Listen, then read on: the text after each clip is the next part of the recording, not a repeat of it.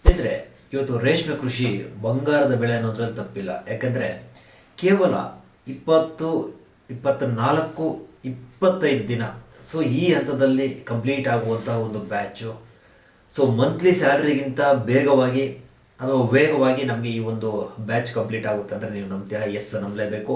ಇವತ್ತು ರೇಷ್ಮೆ ಕೃಷಿ ಬಂಗಾರದ ಬೆಳೆ ಅಂತ ನಾವು ಕರೀತಾರೆ.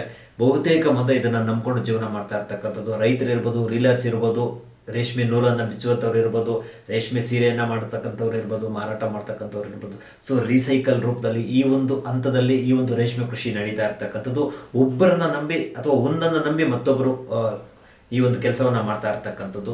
ಈ ಒಂದು ರೇಷ್ಮೆ ನಮ್ಮ ದೇಶದಲ್ಲೇ 2ನೇ ಸ್ಥಾನದಲ್ಲಿರ್ತಕ್ಕಂಥದ್ದು ಅಥವಾ ನಮ್ಮ ದೇಶದಲ್ಲಿ 1ನೇ ಸ್ಥಾನದಲ್ಲಿರ್ತಕ್ಕಂಥದ್ದು ನಮ್ಮ ರಾಜ್ಯ ಇರ್ಬೋದು. ಅದರ ಜೊತೆಗೆ ನಮ್ಮ ಶಿಡ್ಲಘಟ್ಟ ದೇಶದಲ್ಲೇ ಅಥವಾ ವಿಶ್ವದಲ್ಲೇ 2ನೇ ಅತಿ ದೊಡ್ಡ ಮಾರ್ಕೆಟ್ ಆಗಿರ್ತಕ್ಕಂಥದ್ದು ಅಂತಲೇ ಕರಿಬೋದು. ಯಾಕಂದರೆ ಇತ್ತೀಚಿನ ದಿನಗಳಂತೂ ತೀರಾ ಕಡಿಮೆ ಒಂದು ಪ್ರೊಡಕ್ಷನ್, ಒಂದು ರೇಷ್ಮೆ ಕೃಷಿ ಅಂತ ಬಂದಾಗ ತೀರಾ ಕಡಿಮೆ ಒಂದು ಪ್ರೊಡಕ್ಷನ್ ಆಗ್ತಾ ಇದೆ.